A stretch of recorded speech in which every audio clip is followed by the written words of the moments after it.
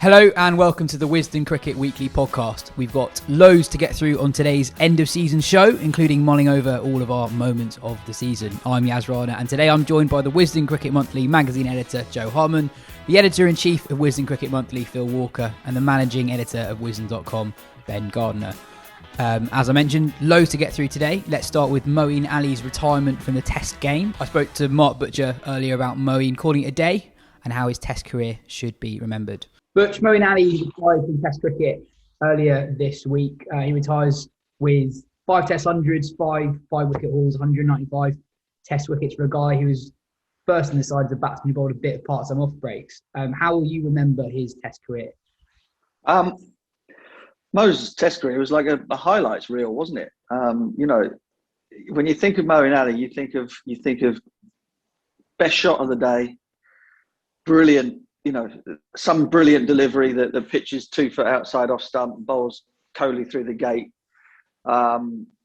You think of that being followed up with the odd hip high full toss, or having a huge mow at one and skying it straight up in the air at an inopportune moment.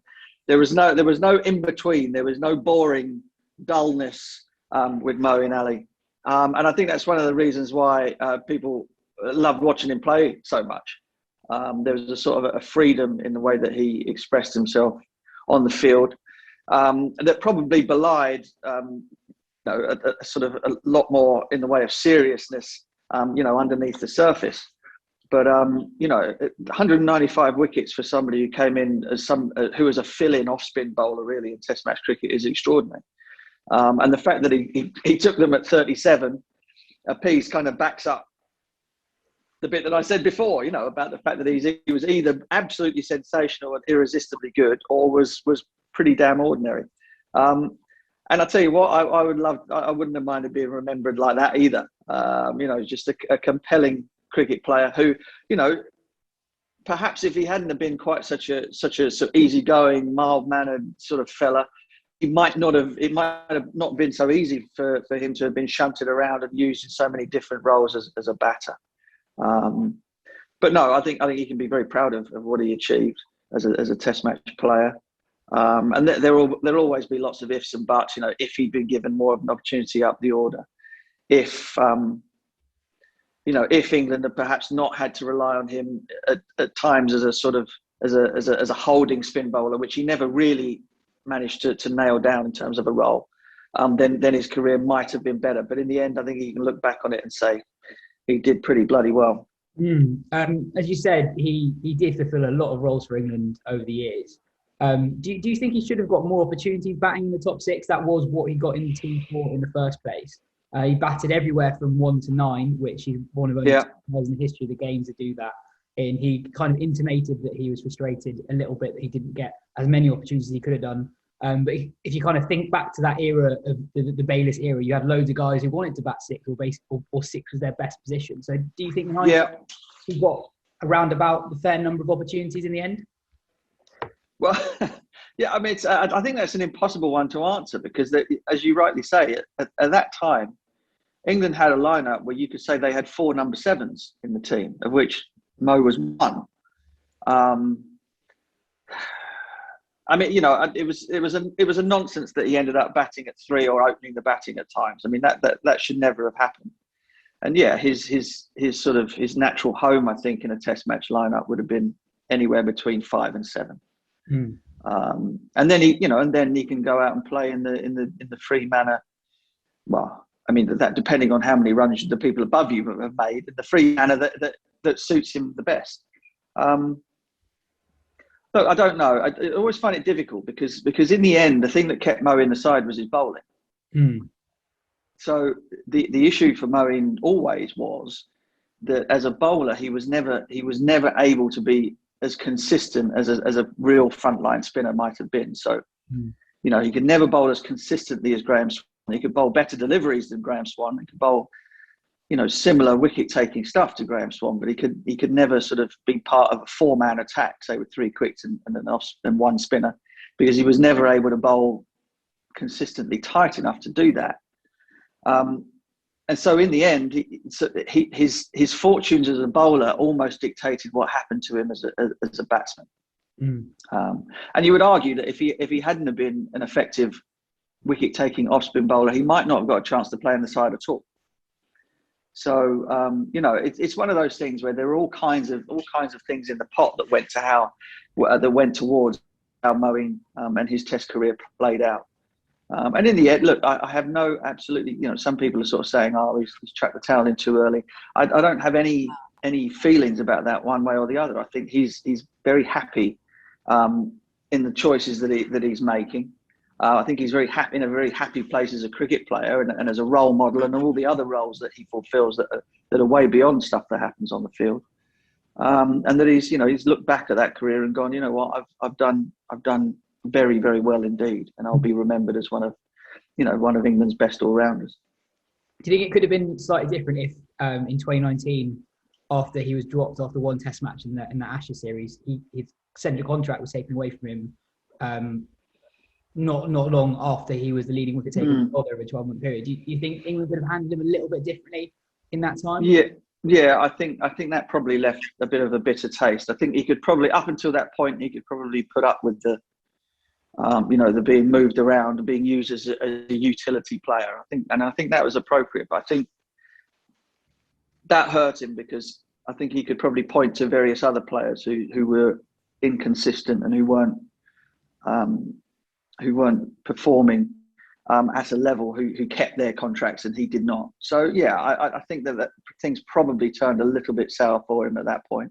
But again, he was kind of sanguine enough to brush the whole thing aside and come back and when asked, fulfill a role for England again.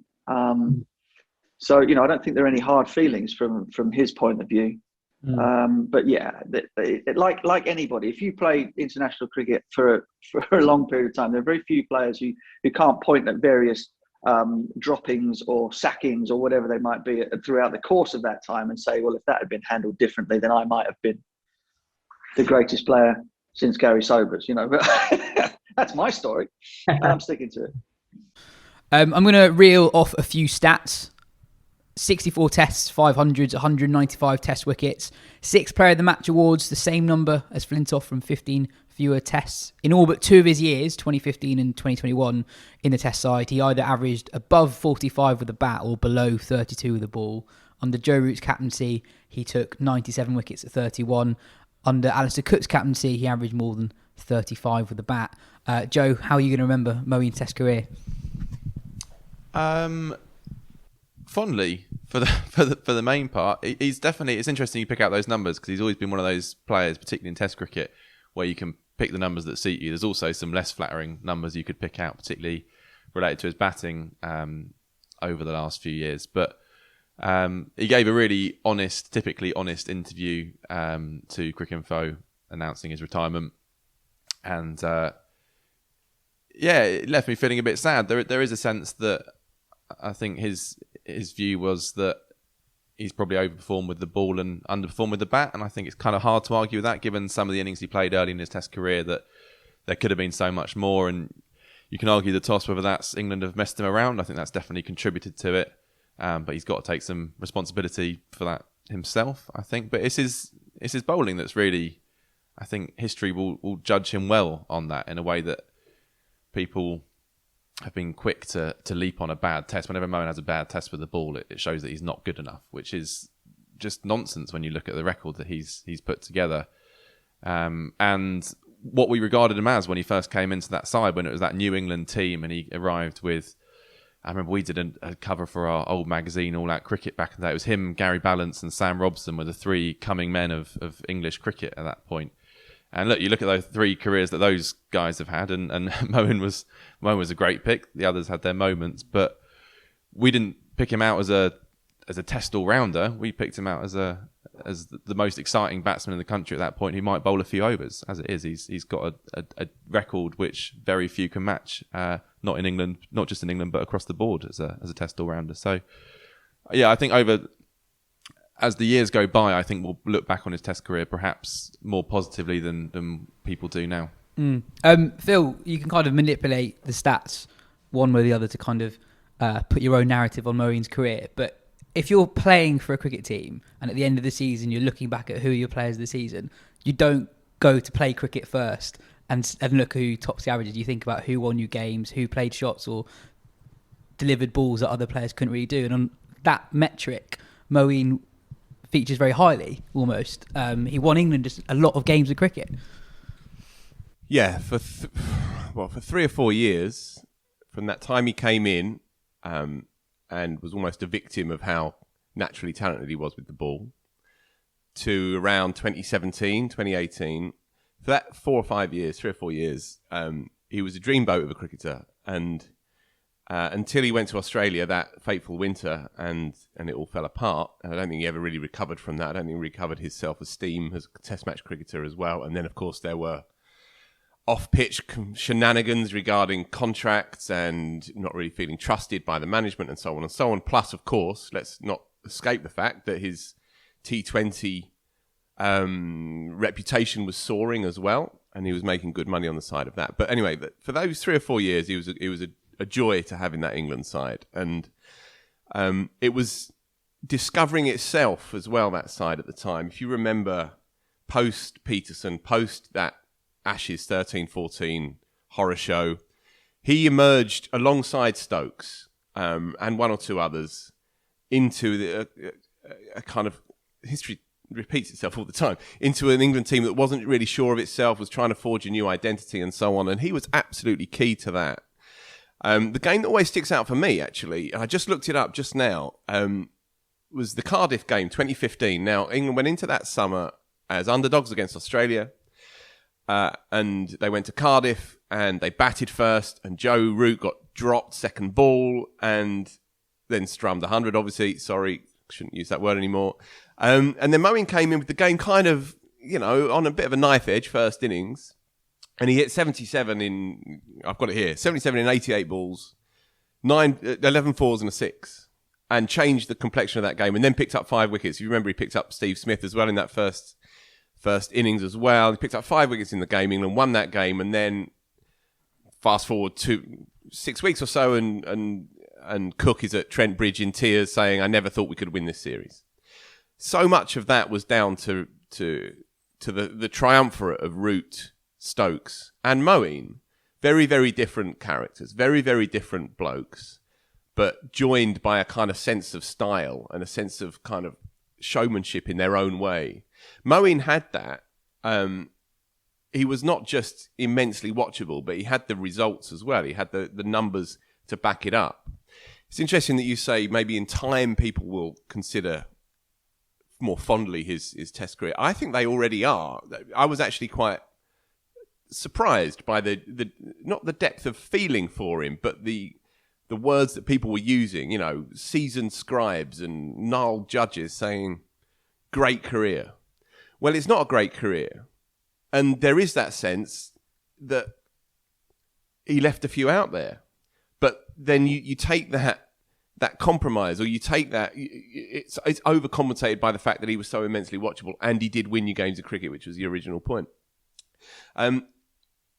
It was so frustrating here at the Oval, right, where he played so beautifully. I'm talking last month, for 37, 38. And then Toad went up in the air. And, we all look around and we all say, well, it's Mo, bless him.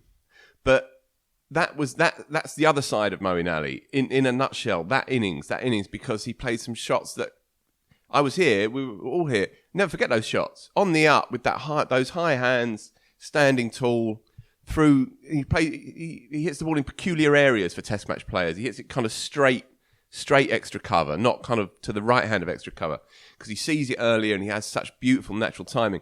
And then out of nowhere, and the ball wasn't turning, and it was day 2, and everyone was feeling good about life, and he just towed one up in the air for no reason at all, because that's Mo. And if we are looking at his career dispassionately, then there are a lot of those moments as well. It was interesting that he said in his interviews that his head wasn't really in it. He couldn't sustain that concentration for 5 days, and it had shown, hadn't it? It had shown for 2 or 3 years. He'd become more mercurial the older he got, rather than less.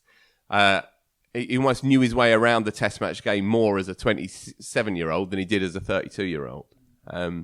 But yeah, what a joy to watch him on his day. And obviously, he stood for so much more than the mere cricket. Yeah, absolutely. I'm brown. I remember, I think it's broadly fair to say that when I was growing up, if you saw a brown man on the news, it generally wasn't for a very good reason. And I think that Moeen played a really important role in English cricket, having a positive British Asian role model. Ben, have you got a favourite Moeen memory of his Test career?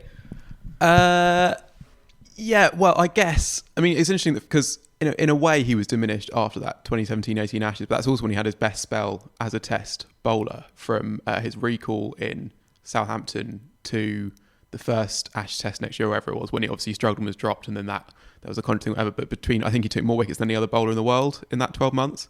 And it would be, I guess it would either be that Southampton Test where he came in with the series on a knife edge and sort of bowled brilliantly through the game, and that was just Moeen ripping it and attacking, and I think it helps almost having Adil Rashid in the side and that he wasn't the only spinner, or it would just be like kind of that whole Sri Lanka tour when he bowled like almost as well as any English spinner has overseas. I think he was just I don't dispute any of that, but it was the self-esteem that I think especially as a batsman. He that's fair always enough. saw himself as a batsman who bowled by accident, and he was so naturally good at it.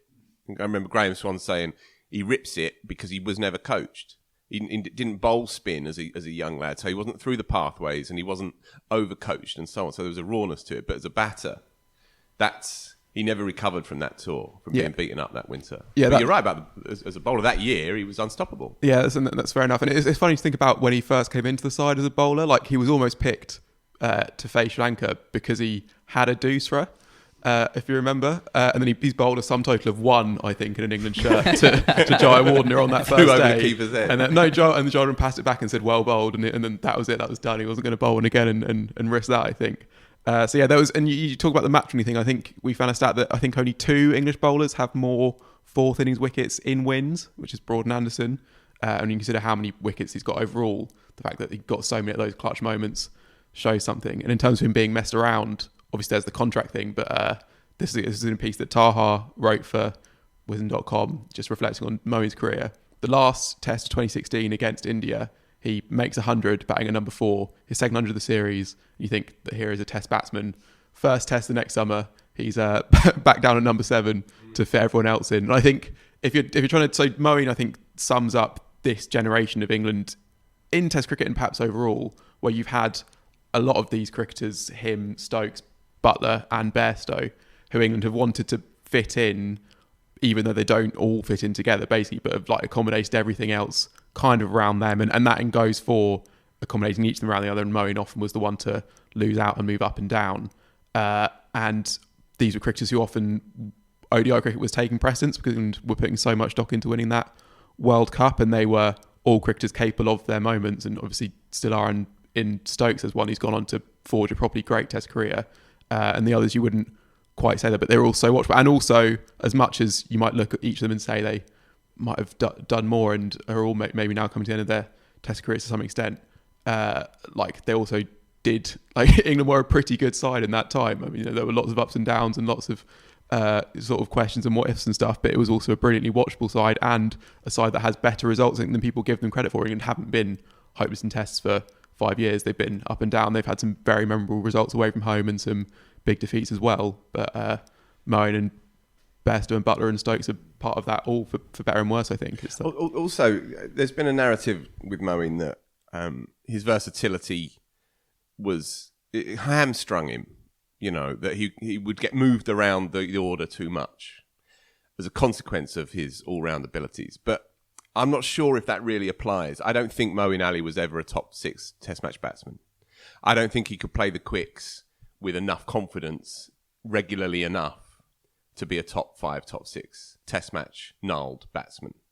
And when he did bat in 4 or 5, it kind of showed really. The average was tottering around that late 20s, early 30s mark, which is not quite what you need from a top 5, top 6 player.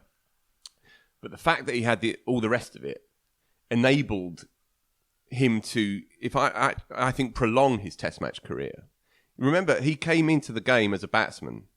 That was how he saw himself. That's what he was. He could have been a one-day player, whether he bowled or not. I think marvelous one-day player, but I don't think there was really a top 5, top 6 batter in there consistently enough in spinning conditions when you have to play through and so on, for sure. But I don't think that it was there for him purely as a batsman. So if anything, I think the fact that he could do the rest actually prolonged his Test match career. He played 60-odd Test matches. He says himself, I didn't think he'd play anywhere near that number. Yeah, possibly. I do wonder if he'd been given. I mean, obviously this just could never. You look at the average, but if he had been given basically that his Test career just at number 6 as the prime rounder. If basically Ben Stokes didn't exist and Moeen was England's prime rounder rather than having to shift down to 7 and 8 and up. I think. But you're saying all rounder again. It's yes, all-rounder. yeah. I don't think he could be any higher than 6, but I think he could. There was that in his second Test match, that 100 against Sri Lanka. That I think there was, and I think that obviously the average ended up down at 28. But I think there is a world in which Moeen could have been England's number 6 and averaged 35 for that period of time, which would have he been. did under but Cook's not captaincy. without, not without that. No, Yeah. sure, but as you ran, but the issue was you have those 4 players, all of whom are wanting to bat 5 or 6 really, and then you end up shoving one of them up to number 3 or one of them down to number 8, and then that doesn't work. Yeah, I'm just looking at his numbers now. So his best position, It's number 7, right? number 7 by quite a long way. So 3 of his 500s were from number 7. His record at 6 was actually 344 runs at 21 from a reasonable sample size, which is quite interesting. But the batting position doesn't reveal it all, does it? Because it was more that Moeen played different ways at certain points of his career, let alone where he was batting. There was a feeling at some points when he was at 7 that he would play like a proper batter and could play as long as he needed to until he ran out of partners. Yeah. Towards the end, it was basically like he was just having a bit of a slog too often, really. And I think that comes back to what Phil said about that lack of self-esteem as a Test match batter. That he just lost quite a bit of that and didn't really back himself to stick around for a long period of time, which was a real shame. And I think also just a consequence of not playing any red ball cricket or much red ball cricket outside of Test cricket. It was fine when he comes into the England Test side and he's been batting 3 or 4 for Worcestershire and he got well over 1,000 runs in the year before he got picked. He never really had that level of red ball batting once he started playing for England, and that's true for many cricketers. But it's a tough gig. And we should also point out that he is in some ways slightly a victim of this schedule. I think in that interview with Cricket Info in the Guardian, he said that he did look at that Australia tour also feeling like he had some unfinished business. In an ideal world, maybe he would have wanted to go there, see if he could still do it. But he's just saying that 4-month stretch, which would be, and it's his choice to go to the IPL, and it's fair enough to make that choice. But having that and then T20 World Cup and then the Ashes would have been too much. And you realise if you're not willing to go to national tour, maybe that means that you should be just kind of that's it for you in Test cricket. But if the schedule was different, he might have made a different decision, I think. So I think that's a record for us to go 20 minutes without mentioning the schedule in the show this summer. The County Championship is over and Warwickshire are champions for the first time since 2012 after a genuinely brilliant final round of games where at various stages 4 different sides were in with a shout of winning it. Lancashire beat Hampshire by 1 wicket at Liverpool, a crazy low-scoring game. Lancashire looked to be cruising it in the 4th innings, needing 19 runs to win with 5 wickets in hand. But Mason Crane made it a contest out of nowhere, taking 5 for 41 and effecting a run-out with a direct hit, only for Dane Villas to hit the winning runs to set off wild celebrations. My moment of the week, by the way, is Paul Allott celebrating in the Lancashire dressing room. Lancashire got a victory song and they're all like pumping their arms up, but Allott can't move his arms quite in sync with the rest of them. It's highly, highly recommendable. But from that point on, for Lancs to win, they needed Warwickshire to not beat Somerset on the final day. And at the start of day 4, it didn't look that likely that Warwickshire would get that win. They started the day about 150 runs in front of Somerset, needing to set up a declaration before taking all 10 Somerset wickets on a pretty flat wicket. Rob Yates, the impressive 22-year-old opener, scored a free-flowing 100. Will Rhodes, the Warwickshire captain, then declared leaving Somerset a target of 273 with 79 overs left in the game, and Warwickshire ended up finishing the job early on in the 3rd session. Joe, that was a really, really good end to the season, very entertaining. It was fantastic. It was exactly what you'd want from the end of a county championship season, apart from it wasn't on telly for us to watch, which was a real shame. And now we've got the Bob Willis Trophy, which is a bit of a kind of damp squib of a match to finish the season, really. But it's a pretty astonishing achievement from Warwickshire, really, in that they didn't win a Red Bull game last summer. They would have got relegated the previous year, but for the fact that only one side went down from Div 1. I interviewed Paul Farbrace literally a few minutes before this podcast, and I asked him, did you think you had a realistic chance of winning it? He said, no chance, not at all. The aim was to get into Division 1 because he thought being in Division 2 or Division 3 wasn't going to be a good place for his young players to develop, but he didn't think they'd go on and win the thing, and he didn't think they would until the last couple of weeks. And yeah, I mean, you look down their side and it doesn't jump out as a championship winning side necessarily. I mean, the batting unit, I'm watching Rob Yates just over your shoulder, kind of nearing a ton at Lords, and he looks like a really good player. He's not had a stunning season. He scored 400, which is excellent, but he's also had a lot of low scores. Yeah, but big runs. I mean, he made that 100 against Essex in the fourth innings at Edgbaston, which was basically whichever team won that was going to go through. It was a brilliant 100, and I watched all of that. And as I said, 100 last week as well. So, and that's the kind of stuff that people notice, important runs rather than averages and so on. Absolutely. I mean, there was an interesting one. They put up a stat yesterday that how many of his runs have come at Edgbaston as well. So that's another thing. And in the second innings, which is quite strange. I mean, you could say it depends which way you swing it, really. But I asked Farbrace about Yates, who spoke glowingly about him. He said he could be captaining Warwickshire now. He's that kind of character. He said technically he's good and he's improving, but he said his character that really stands out. He said he's badgering the England selectors. I don't have any selectors today. I guess he's badgering Chris Silverwood to say and has been for a while. So you've got to take a proper look at this guy. And I mean, he'll certainly go on a Lions tour. There's an outside chance, depending on how big this Ashes tour is, that he could even be on that. I guess that looking at his overall record, that would seem a bit early. But he said Farbrace said he said Yates would be captaining Warwickshire in 5 or 6 years' time, apart from the fact he thinks he'll be scoring runs for England. So he obviously has very high hopes for him.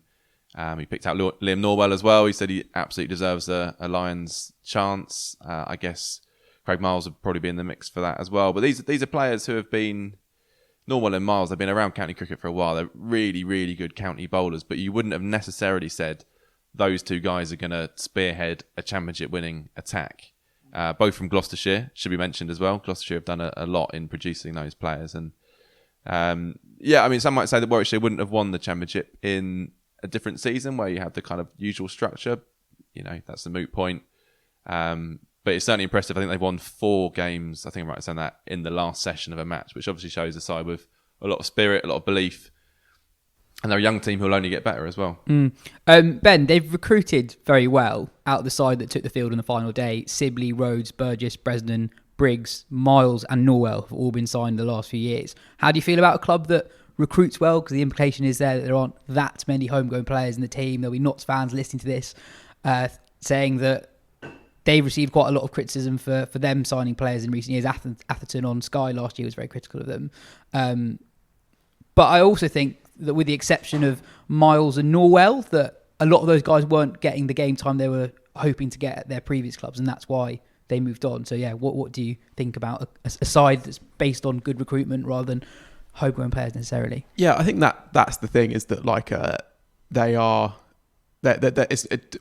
they probably are paying players pretty well, but it doesn't seem like that's the reason why. They're not just going to small clubs who have very good sort of finished articles and bring them in basically to sort of construct a county cricket's version of the Galacticos or whatever. It's with Dom Sibley, when he left Surrey, he was sort of batting at number 5 and 6 and he was playing the county championship, and that was obviously frustrating for him. Was also in and out of the side.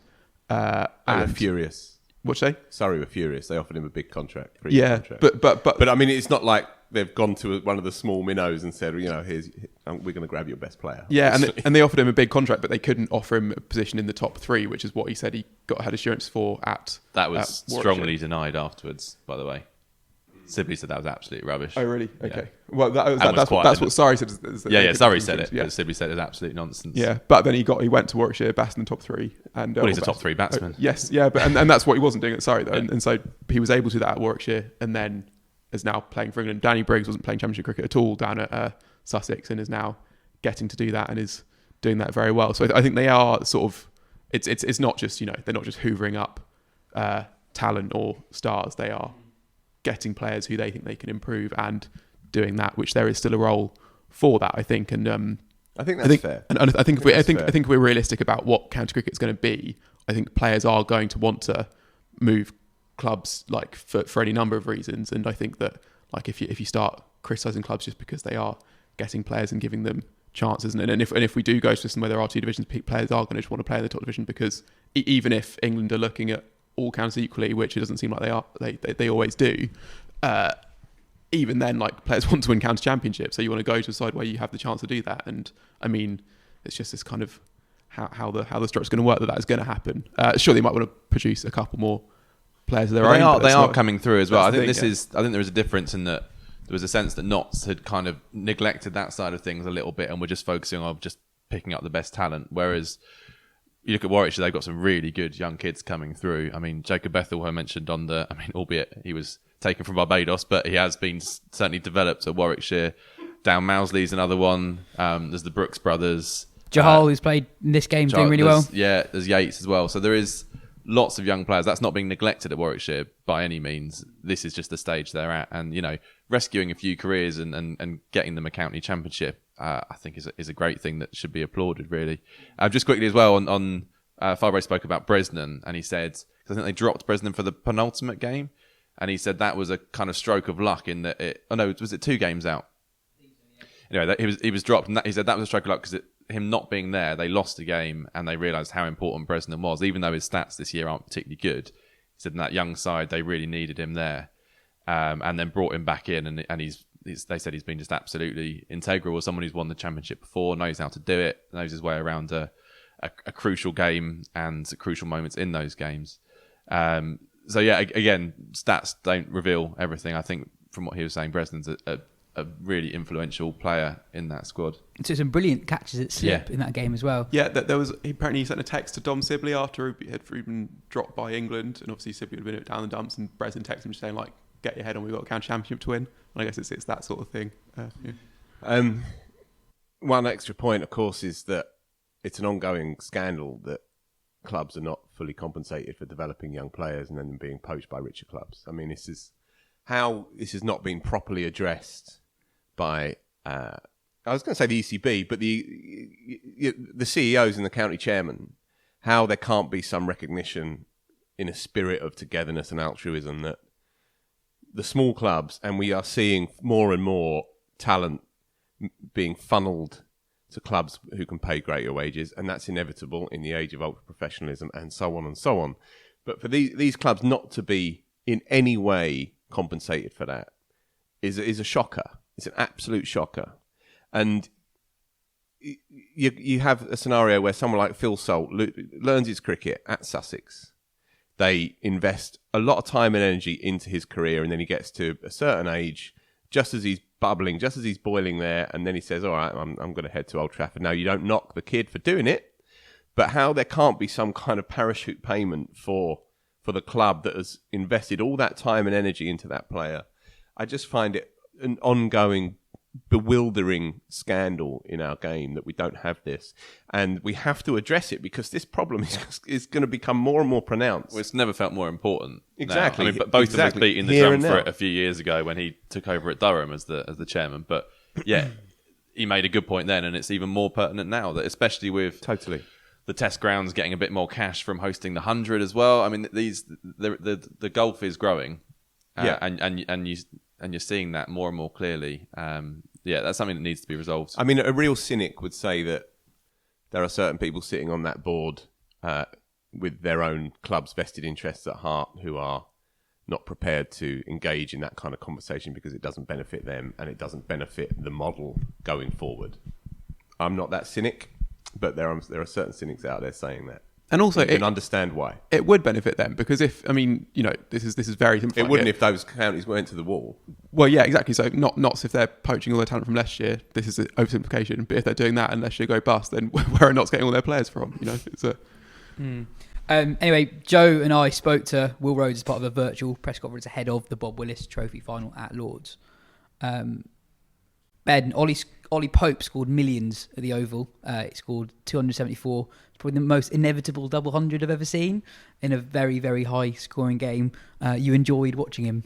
Yeah, I mean, it was obviously a bit of a fast and a strange way to end the season because Glamorgan made 650 for 6 declared, which was about 200 under par, I think. Chris Cook scored a double 100 and then ended the game bowling hooping in swingers as Glamorgan's 11th bowler. As Michael Hogan, 40-year-old seamer, took the gloves, right? Yeah. So, but it was still, I mean, I think because of the inevitability of it, it was quite nice to watch Pope's 100, just to watch him sort of toy with an attack like that on a pitch where he knew that he was going to be able to like just do whatever he wanted on basically into, you know, they'd move the fielder a little bit squarer and he'd drive it straight, and then he'd move it slightly straight and he'd drive it squarer. And he'd, you know, sweep and dab the spinners and move it all around and just basically get like, you wouldn't like be like, and especially in that last year, there weren't a huge amount of people in, so you wouldn't be sort of getting your head lifted up by the applause, whatever. But he was just basically getting a boundary and over and just ticking along at 70, and it was just, it was the only thing that surprised me was that he didn't go on to a triple 100, basically. Hamish Rutherford got his man. Yeah, his first class wicket in his 115th first class I game. turned up here on the morning of that final day pretty underwhelmed by the prospect of a day's play drifting, undulating out there meaninglessly at the Oval. The boy Gardner was slavering like a little puppy. He could not wait for the prospect of Pope's tilt at a triple 100. But Pope and you Hashim were Amla absolutely wetting yourself with excitement. Pope and Hashim Amla just driving a sort of a limited attack on a very flat pitch. Go and watch them have a net. To be honest, yeah, but it's there is something nice about that, and it was pretty sunny last day of summer sort of thing. So yeah, and also I think just as a wider point on Pope's career, obviously it's becoming more and more pronounced, that difference between his record at the Oval and elsewhere. He's literally Bradman-esque at the Oval. He averages 99.94 there, and averages just under 40 everywhere else. But I do think that like not every player is going to average 99.94 at the Oval, so it's not as if that is nothing. I think that he's very, very good at cashing in on flat wickets, and that is a very have a theory, that is a valuable thing, and that there are flat wickets outside of South London. Some of them might be there in Australia this winter, and not saying he's going to go out there and score 274 every time, but I think that gives him the tools. And also, I mean, You're right. You're absolutely right. And it's absolutely right. It allows him to sort of groove a technique that's not just worried about how you're not going to get out, I think, but that does allow him to sort of like think about scoring each time, which if you are raised on a greener pitch where there's a ball that's going to be on that will have your name on it, and all you're trying to do is lessening the chance that the next ball is that ball, that does mean that you end up with like a slightly weird amalgamation of a technique that's sort of a lot of moving parts and like answers lots of different questions and stuff, rather than just like almost like how can I best position myself to like hit a boundary or and then not get out, basically. Yep. I think that absolutely stands up. And you made the point recently as well that in 2017-18 at Perth, England got 400 in the first innings, but that was about 200. Yeah, like under Morgan's par. here. Yeah. Ricky Clark played his final first-class game in that run fest. He finished his career with 22 England appearances, a 3-time county championship winner, nearly 18,000 runs, over 800 wickets, and nearly 600 catches across all formats. Greatest second slip I've ever seen in English cricket. Genuinely. Amazing second slip. literally buckets. Literally buckets for hands, as Tim Murtagh says, I think. Which would have made his batting record particularly impressive if that was we ran a little cartoon, didn't we, in that magazine that you mentioned earlier? Yeah, literal buckets. Phil, what's your moment of the week? The other end of the scale. Shortest 4-day championship game in history. Essex Northants, done and dusted about an hour into day 2. 30 wickets fell in the game, 20 of which fell to Essex, and 10 of which fell to Sam Cook, who's one of the stars of the summer. He had, at the end of day 1, 9 for 26 across 2 innings. Northants, and I was there for day 1, and they hadn't given up. They just didn't have any answers. And now the pitch was spicy, sure, but this was an eccentric game of cricket, to say the least. And one of many games that were done and dusted quite quickly towards the back end of the summer. I don't want to whinge on about pitches, although that's obviously an issue. It was more just the kind of chaos and carnage of an end of season. And from the home team's perspective, it just reinforced their their frustrations, I think, with the season as it plays out. They're used to success. They haven't had any this year. The second division trophy, which there is actually a trophy for. I saw a picture of, right, I think. So I was speaking to the press boys there, and they were saying, we don't know what to do. Do we make a thing of this, or do we just pretend it hasn't happened and all of that? But yeah, Northampton started the season really well. They've got a lot of talent actually there. Vasconcelos is a brilliant player, but he bummed out both innings. I think they were all out for 80 and 40 or something ridiculous. Oh yeah, Essex won by an innings and didn't get to 200. Essex got 170, yeah, and won by an innings quite easily. And yeah, their second innings, Northampton's lasted 18 overs, 18.2 overs to be fair. So yeah, shortest 4-day game in Championship history. On counties not being sure how to celebrate dubious success, did you see Middlesex's account tweeting just 8 wickets needed to win Division 3, which unfortunately they only got 6 of because Kent chased down like 370. That was next on my list. That hashtag Super Kent added to their T20 Blast trophy with the Division double, 3 title, Yeah. the elusive double. Famous double. It was an amazing game though. They chased down 373 on the final day. And there was a 172 run stand between Ollie Robinson and Tawanda Muyeye, who a lot of people have been very excited about this summer, and this was kind of like his breakthrough knock against a good Middlesex attack. So that was good fun. We're recording the show on the second morning of the Bob Willis Trophy final. Day one belonged to Warwickshire, who rolled Lancashire over for 78 before ending the day on 120 for nothing. Had a couple of questions, including one from Joel Davison, essentially asking what's the point of the Bob Willis Trophy. Here's Butch answering that question. But you're at Lords at the moment, where Lancashire are currently 9 for 4 against Warwick. Yes, they're struggling to lay a bat on it here at the moment. Yeah. What are your thoughts on this game? A lot of pundits saying it's superfluous, having essentially a community shield game at the end of the season when you've just had an epic end to the county championship. Yeah. I mean, it's unfortunate. I think that the whole reasoning behind this was done with good intentions. You know, for last year anyway, for COVID year. But once the game was not there to decide who were county champions, because I think the counties said, and I kind of back them up on this in many ways, that you have a league and the league decides who wins it, not a sort of Sheffield Shield style final. Once that decision was made, it then sort of becomes, well, okay, well, what are we doing this for? So yeah, I mean, the best thing for it, I think, and the best thing because of the association with Bob and all the rest of it would be to, instead of playing the champion county versus the MCC, you play for the Bob Willis Trophy first v second as a curtain raiser to the championship season. However, of course, that is another week in the calendar that has been chewed up by something else, you know. So, you know, do you play it in March and try and do it overseas, etc.? I don't know. But I mean, this is because the end of the county championship season was so dramatic last week. You know, Lancashire thinking that they'd won it in that cliffhanger up at Egbert, and then Warwickshire just playing the perfect game really to beat Somerset on the final day. You know, that felt like that should have been it. But, you know, neither of these two teams, I mean, Warwickshire, for example, and I know this from having won a county championship and then had 2 or 3 championship matches left in the season afterwards. You kind of think, well, you know, the temptation would be just to you know, go on the smash and kind of not pay much attention to the last games that don't matter. But on the other hand, you're thinking we are the champions. We want to show people that we are worthy of that tag, and we don't want to spoil the season by putting in a terrible performance in a game that might not mean a great deal, but still is a match there to be won. So I think there's some prize money on it as well, you know, and that's always quite a nice little thing at the end of the season. So I'm sure both teams are very much up for it. Whether or not the viewing public has any interest is another thing entirely. Yeah, I was just going to ask you what players will be thinking, because you've got a lot of players on both sides who are predominantly red ball cricketers rather than white ball cricketers. A lot of players with points to prove. A lot of players who have got really good numbers, but actually very few people have seen them.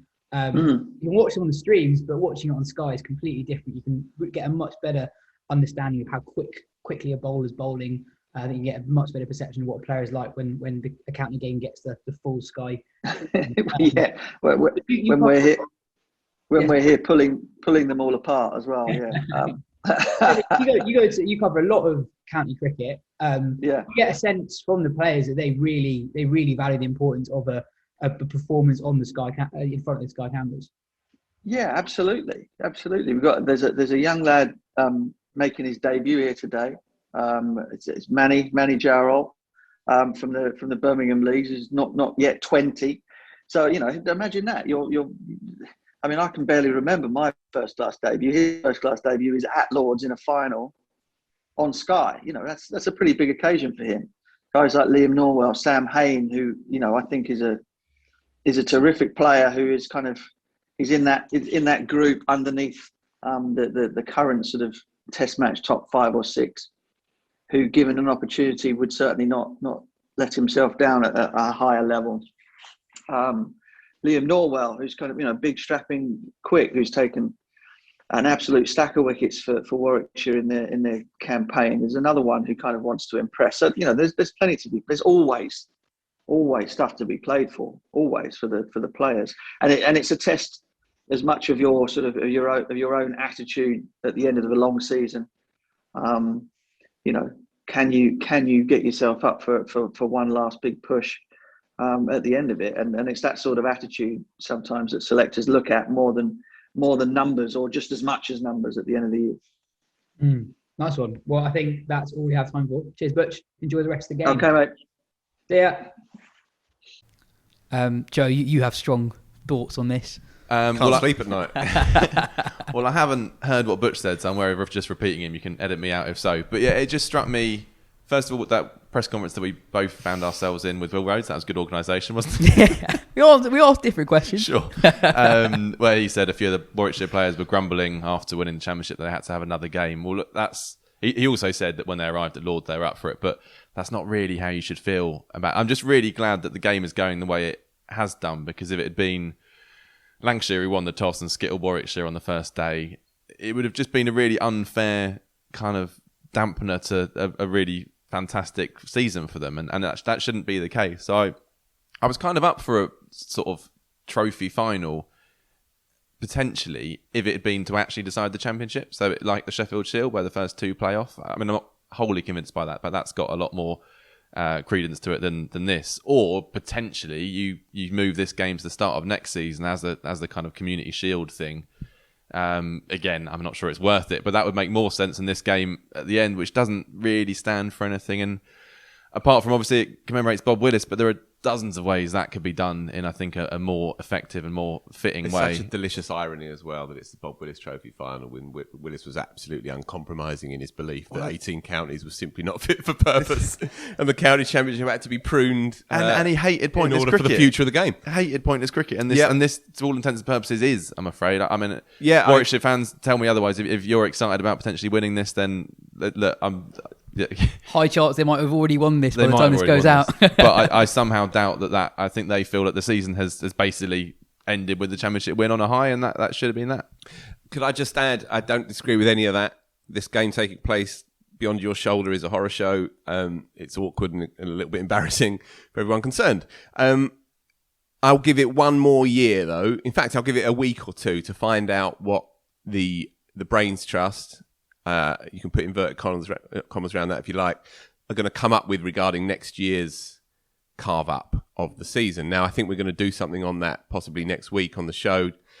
The CEOs of each county are meeting today, Joe, and we shall see by this time next week what they've come up with. I'm not completely discounting the possibility that a kind of subsidiary tournament alongside the championship could be something that could still wheedle its way in there into the summer, as possibly run at the same time as the 100 to give members that red ball cricket that they crave, and so on and so on. I haven't completely ruled it out, but it's on its last legs if it's going to be a repeat of what we've seen here. This obviously doesn't stand up. It's peculiar and it doesn't mean anything. But I can kind of understand why they've kept hold of it rather than bury it after one season. I'm not saying that they will come up with a solution that will work. Yeah. But it was good. I'd be interested to hear what they do say. It was good in very different circumstances last year. No, last year it worked really well when it was the actual in final. weird times. Yeah. And there is some value in that, in having a showpiece game on TV at the death, for sure. But it's not beyond the will of the ECB and Sky, who do great things for the game, as we know, to come up with a scenario whereby, say, the two fixtures that are relevant at the end of the championship season, as Sky have done traditionally for the last few years, you get cameras to both of those games, and you show those properly and respect the final round of the championship, which didn't really happen absolutely this year. And that was an awkward dud, I'm afraid. Absolutely. You can't have a situation in the future where you have a game as good as Hampshire-Lancashire, where, I'm sorry, but you actually couldn't see the stumps on from one of the ends on the stream. The camera was too low, so the umpire was in the way. If you're going to have a finish that good, it needs to be in a presentable way. Did you say, Ben, sorry, 16,000 were watching it on YouTube at the end, is that right? At YouTube, right at the death, yeah. Yeah, so you have this amazing finale, climax, and 16,000 are watching that. Obviously, there are other places to watch it, other places to follow it. But you said that the majority seem to... I think so, yeah. into YouTube, right? Yeah. You see, that's a derisory number of people who are following that. All right, they'll be following it in different ways, for sure. But if that were on TV... then you'd have a damn sight more people aware of what was taking place. On last week's show, Joe asked listeners to let us know what they thought. And we got quite a few emails in, a lot of different suggestions for how people want the first-class summer to look like. They were sent to, as one listener described it, our shiny new email address, podcast@wisdom.com. Could I just say on this, thrilled by the response from folks. Keep it coming. We're very insecure over here. Keep it coming. It's done wonders for Joe's self-esteem. It has, actually. And just what you need is a kind of late season pickup. Absolutely. And we do our best to reply to every single email as well. So do keep sending them in. I'm going to run through a few of the suggestions. As Phil said, we're going to talk about it in more detail on next week's show. Alex Rainbow suggested having 3 divisions of 6, but not a conference system where the winner of Division 1 is your county championship winner. There's 2 up, 2 down across the divisions. And then the Bob Willis Trophy is a seeded knockout competition featuring the top 16 teams from the county championship. So 2 teams don't take place with a final at Lords. Sam Hare put together something similar to last season, a seeded conference system with the winners of each group and the top placed second team going into 2 semi-finals before a final to decide the winners. Luke Appleton suggested that the Bob Willis Trophy final should take place before the season, similar to the Community Shield in English football. So thank you very much for those. It really has been an excellent week in domestic cricket. The Rachel Hayhoe Flint Trophy final was a classic. The Southern Vipers retained their title, winning by 3 wickets with 2 balls remaining. Chasing 184, they were 109 for 7, having lost both openers for Ducks before Emily Windsor and Tara Norris put on 78 for the 8th wicket to see them home. Ben, you said the other day that the Vipers don't know when they're beat. They finished top of the group stage with 6 wins from 7. A lot of their wins were very close games. They beat the Sunrisers by 1 run, Thunder by 3 wickets. I spoke to Tara Norris earlier, one of the heroes on the day, about the final and also her international career that is set to begin next month with the USA in a World Cup qualification tournament. I read that you got into cricket relatively late. How did you first come across the game? Yeah, so I grew up in Spain and the US, so I had never heard of cricket. And it wasn't until, Chance to Shine came into my primary school at about 8 or 9 years old. They came in for some PE lessons, which I really enjoyed. They suggested I join the after school club, which I did. And then, they kind of pushed me through to my local club, but they said there's a girls team there, and it kind of just went on from there, really. You had a really good season in 2021, came close to winning the 100, played a massive part in the Rachel Hayhoe Flint Trophy final. This is your first year as a contracted professional. Can you give a sense of how much of a game changer 2021 has been for domestic players not in the England team? Yeah, I think it's almost that stepping stone, and actually the volume that we've had all winter has just been incredible. I've never trained so much. I've never had so many games. This summer is the most cricket I think I've ever played. So it's been brilliant. And I think just to have that exposure as well, you look at the likes of, Charlie Dean, Maya Boucher, both domestic players play for Southern Vipers. It just shows how England selectors are now picking players based on form, and they're actually looking at domestic games as well. They're not just looking at England players. So it's a massive confidence boost for the domestic players. And it shows that they're picking, real talent, players in form. So it's fantastic. How different was your winter going into this season to what it would have been like a couple of years ago? Just to give a sense of like how much more cricket you'd have been playing.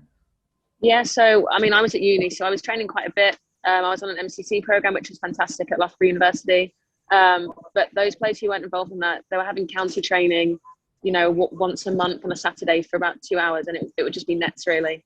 So actually to have, the likes of Charlotte Edwards coaching as well on a weekly basis, having purposeful training, the facilities we're at are incredible.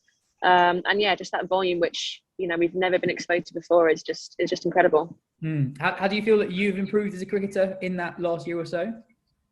Yeah, definitely. And not even, skill-based, I think, yes, definitely. But just having that exposure and that support and that contact time makes such a difference. Before I was seeing my Sussex coach once a month, once every 3 months when I was at uni. So just that contact time and having those regular conversations and training with people at the same level as you and higher standards just makes you a much better player.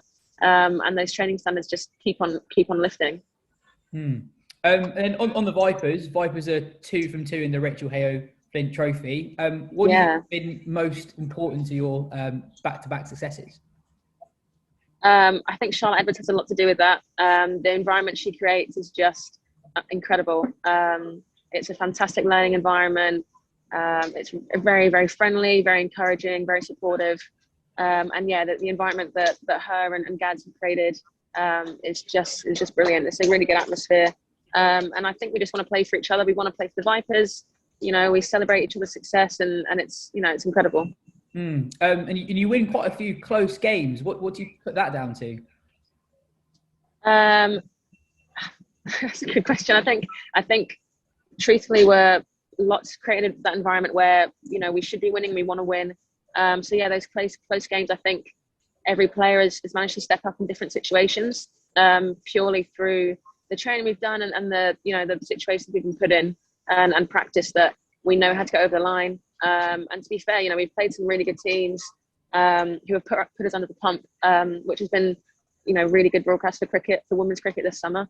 And yeah, those players, every single player has stepped up and it's been someone different every time, which is really good to see. You've been selected to play for USA, I saw, in an upcoming World Cup qualifying event. How did that go? Have, yeah.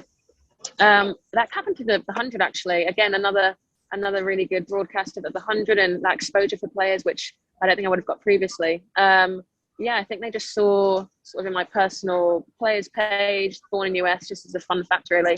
And yeah, the head coach got in touch and within the space of about 10 days, they said, look, if you can get your passport renewed, we want you to come out and play for us in these competitions. So yeah, I went to the US Embassy a week later, got it all signed off. And yeah, I fly out next week. So I'm really excited. It'll be a fantastic opportunity. Does that mean that can you still play for England in the future? Yeah, I think because it's not a test nation, it doesn't affect any eligibility. So yeah, it's pretty much a win-win. Awesome. Thanks a lot for coming on the show and hope you catch a train. Thank you very much. Thanks for having me. The Australia-India ODI series had a thrilling conclusion. Australia's winning streak is finally over, coming to an end after 26 wins in a row. The last 2 games were brilliant. Australia won the second game off the final ball in controversial circumstances before India won the finale by 2 wickets. Hulan Goswami hitting Sophie Molyneux for 4 down the ground the last over to seal a famous victory there. Ben, do you want to talk through the controversial end in the second game? Because that really was quite hard to follow for a bit. Yes, yeah. So again, involving Goswami, so earlier in the over, so Australia was they were getting them in twos basically. They needed 13-20, I think, at the start of the over. To Nicola Carey and Beth Mooney made a brilliant 100. But so earlier in the over, she'd bowled a beamer to Carey, which hit her on the grill, which is important later on. And then it comes the final ball. Australia need 3 to win, I think. And then she bowls again another a high full toss, not beamer, but around waist high, basically, which Carey hits into the leg side. It's caught, and India think they've won. They celebrate wildly, and then there's a very lengthy no ball check. It's quite a complicated thing to do actually, because it's about your waist position in your normal batting stance, and Carey, as she's playing the shot, sort of crouches and she also makes connection with the ball quite a long way in front of her. So I think Lisa Sthalekar got her ruler out and was drawing lines basically on where the ball was. Yeah, basically, yeah. And it probably was just about the right call to have it be a no ball. But then you also have the question of like, was it a dangerous high full toss, and should Goswami then be taken out of the attack for a second dangerous one? I think they pointed out on the Grade Cricketer pod that if the India fielder had dropped the ball and then run out the Australia batter, they couldn't have done a no ball check, because you can only do those after a wicket has fallen. That's the only time an umpire is allowed to do that. And so India would have won the game if the fielder had known all the rules. That would have been some incredible thinking, some amazing foresight to drop the ball and do that. It would be sensational. But yeah, and then also there was debate over, or a bit of confusion over, how many runs and who should be on strike, because they weren't sure if they'd crossed or if they'd completed the run. But in the end, Australia needed 2 to win off the final ball and got that and kept the streak alive, but only for one more game. And we all lived happily ever after. Yeah. Well, the good news there is that Australia are beatable ahead of the World Cup. By the time this comes out, the test will have begun. It's the first test between Australia and India in 15 years. Rachel Haynes and Harman will miss the game through injury. Some bad news though, the weather forecast is not good. Some other Australia cricket news. The Sheffield Shield game between Queensland and Tasmania was called off after Tasmania decided to fly home after 4 COVID-19 cases were detected in the state of Queensland, which I guess is not great news for the winter ahead. Before we go on, we've been recording the podcast over the last few weeks, occasionally from Sixes Cricket Club. If you haven't heard about Sixes Cricket Club is the new cricket-themed social entertainment venue with restaurant, bar and cricket nets. All Wisden podcast listeners can receive 10% off their food and drink by quoting Wisden10 on their booking notes. Joe, what's your moment of the week? So mine came from the IPL, which I have to admit I haven't been watching as religiously as I was when it was originally scheduled, when there wasn't much else going on in life. But I did catch Jason Roy's first IPL game for 3 years, and he batted beautifully. He scored 60 off 42.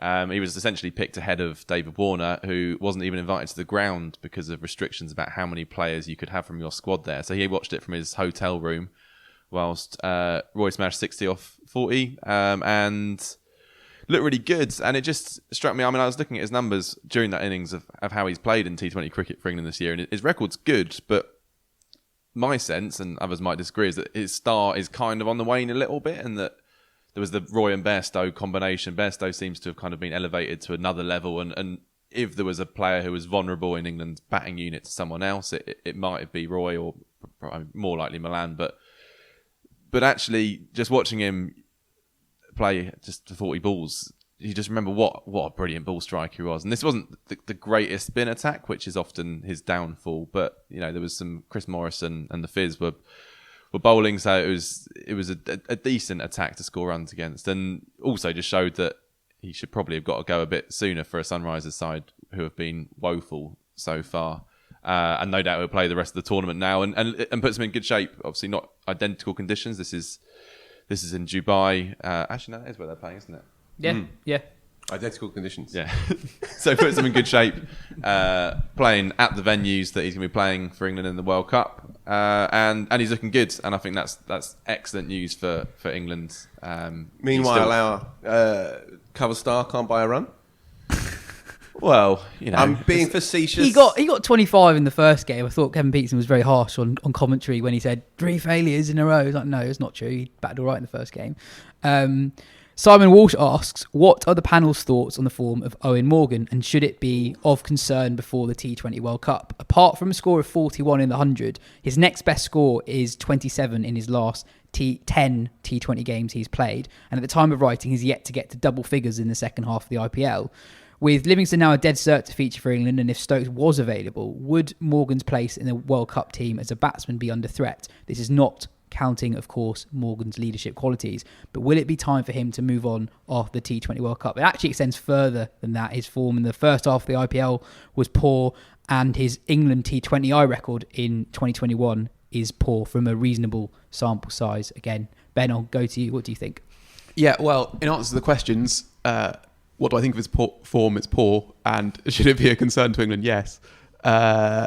Yeah, and I think if you can kind of pinpoint the moment that the form, especially for England, switches in when Bairstow moved down to number 4, because they obviously have got to fit all those batsmen into the top 4 somehow, and then Morgan moved down to 5 and 6, and he's not quite nailed that role of finisher, but also, he's of an age where you might expect to see a decline at some point, and in a format like T20 cricket where your eye is so important and being able to score from ball 1 is so important, those small sort of 5%ers can make quite a big difference. I think he will, he obviously will keep his place for the T20 World Cup. I think there's a decent argument that he'll sort of almost push himself down the batting order, like as far as he can in a way. Like he might well, like Livingston will be England's number 5, Morgan England's number 6, and there might be times when if there's 4 balls left to bat, he'll let Curran go in ahead of him or Moeen, and he'll go down to number 7. I don't think he'll have an issue with that. He has said in the past that if his form were to become an issue, he would have no issue with dropping himself. And I guess if his main strength as a captain is sort of this sort of vibe manager who is able to sort of cultivate this aura of fearlessness around the team, maybe he can do that from off the field. I don't know, but yeah, I think it'd be very, very interesting to watch how he gets on over the next couple months. And if he does have a poor World Cup and England don't win it, basically that could well be a sort of a neat time to say goodbye to one of England's greatest ever white ball players, I guess. One thing to add, he has always been a very streaky player, and when he looks bad, he looks really quite bad. And it's not that long ago that we were saying he was in the form of his life. I mean, it was only 18 months ago, maybe. So I wouldn't be at all surprised if he kind of comes good at the World Cup. But it is an interesting question, and I don't think it's one that's as relevant for this World Cup, because I think he will play, and as Ben says, he can just kind of get buried down the order of the runs aren't coming. But at the end of the tournament, whether England win it or not, Morgan might have a decision to make about whether he warrants a place in this side in the medium term and whether he should stay on. And I think it wouldn't be a huge surprise if he goes at the end of the tournament, almost particularly if England win. I mean, if I was Morgan at that point, I'd think, this what's left, it can't go any better than at this point. And he's not a bloke. I mean, he's going to be fine. He's not going to just play on because he feels like he can't let the game go. That he's also got enough pride, I think, that he wouldn't stick around if he didn't think he was worth his place in the side. So I think this is an interesting question that's going to, really be particularly interesting over the next couple of months. And again, I think I made this point before on the pod. There are so many global white ball tournaments now for the next literally 10 years that there's never going to be like an obvious point to kind of have your revolution and have new guy come in with loads of time before the next tournament. So I can see that happening. I can see Morgan or other big name captains kind of resigning at quite short notice. Should we get into our moments of the season? So thanks again for everyone who sent in a moments of the season. We've got our own here in the office. Phil, do you want to go first? What are you asking me? Moment of my the season? Yes. Can I have 2? Yeah. I'll be brief. I'm sure. Yeah, all right. Noted. Both oval based. I'm very parochial. The first one was back in whenever it was, July, the first rollout of the 100 here, 7,000 punters in for the Oval Invincibles women against Manchester Originals women, and it was a belter of a game. It was on the BBC, it was on Sky as well. Many tuned in, including a friend of mine, good friend of mine, who has never... She's a woman who never showed any interest in the game before. And she was texting me and asking me questions about what was going on. And the fact that it was on the BBC conferred significance and legitimacy straight away. She goes out with a lad who's a big sports fan, right? So Sky Sports is a part of her life. But to have it on the BBC changed the outlook straight away. It was a really good game of cricket. The Invincibles won it with a couple of balls to spare. Maddie Villiers, who is a kind of coming star and a charismatic young cricketer and a good talker. She gave a great interview afterwards. She kind of won the game with Darnay van Neerkerk. And so it was good kind of good mix of legend overseas, up-and-coming young English player.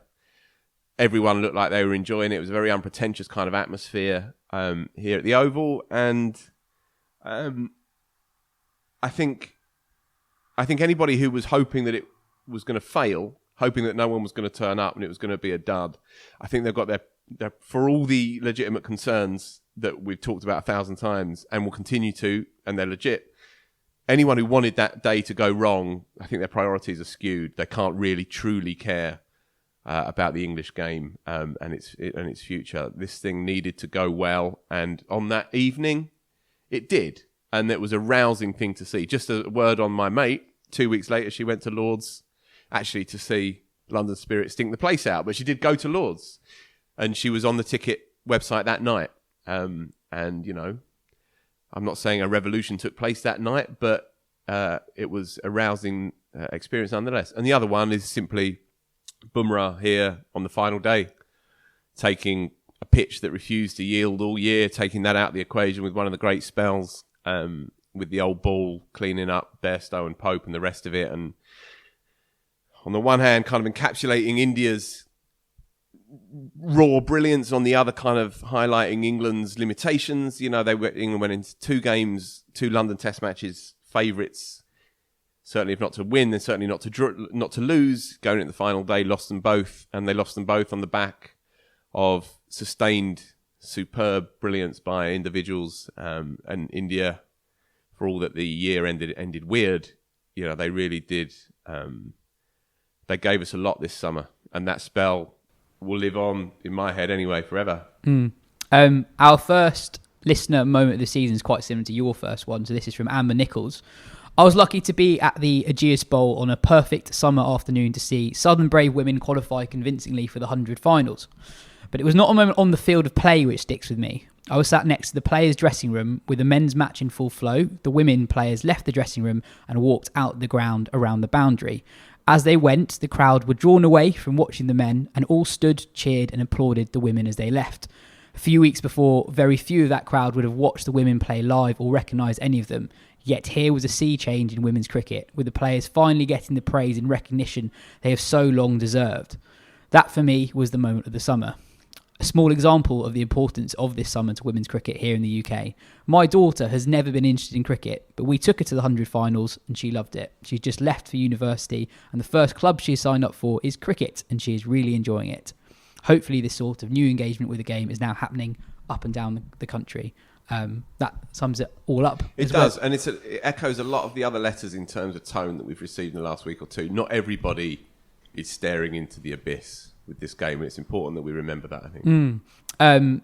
James Weeks, his moment of the season is appropriately from this week. My moment was more niche but equally satisfying, and I didn't know this until he emailed this in actually.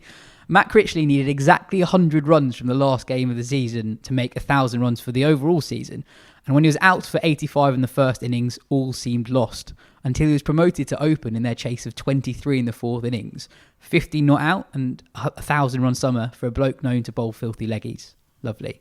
I actually didn't know that either, and I included it in this month's Wisdom Cricket Monthly, so thanks, James, for the nod on that one. I think he needed like 10 of their last 10 runs as well. So literally the last ball of the season, he got to exactly 1,000 with a 2, which is lovely. Joe, what's your moment of the season? Mine was back in late June at the Aegeus Bowl, and Ross Taylor and Kane Williamson knocking off the winning runs to win the first World Test Championship final. It feels like a long time ago already, but you know, we've done it before. It was fitting that it was those two guys that knocked off the runs. It was certainly a nice thing for my family, who haven't seen New Zealand win too many cricket tournaments or even matches over the years. Did you go and watch a bit of Essex, do you, Phil? I'll be brief. So that was the moment for me, really. Lovely. Here's one from Harry Bryhouse. In August, I visited my dad from the US, where I've lived for 36 years. He had tickets to a charity match for Bernardo's at Wormsley on the JP Getty estate. The day was overcast and always seemed about to rain, but maybe 300 people turned up, about 10% white, 15% black, and the vast majority Britons of Pakistani descent, many with connections to Birmingham, where my dad was for a long time the chief education officer and a relentless but subtle champion of multiculturalism.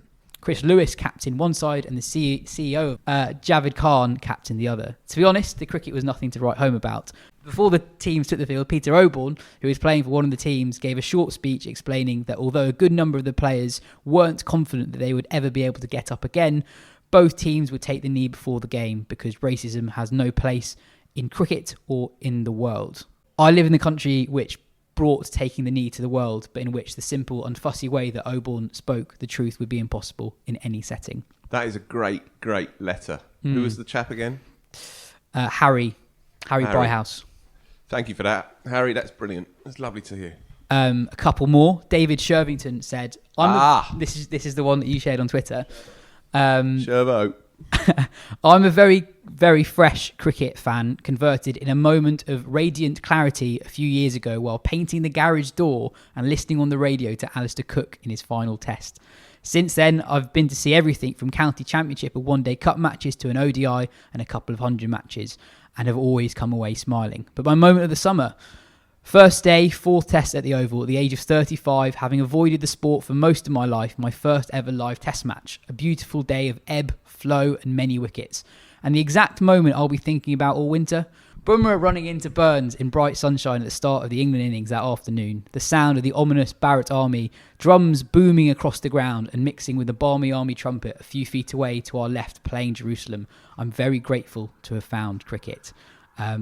George O'Brien says, my moment of summer is simply reading Felix White's book, It's Always Summer Somewhere, on a lake in Canada and trying to explain whilst crying with laughter and sadness about cricket, indie music and dealing with grief. Ben, what's yours?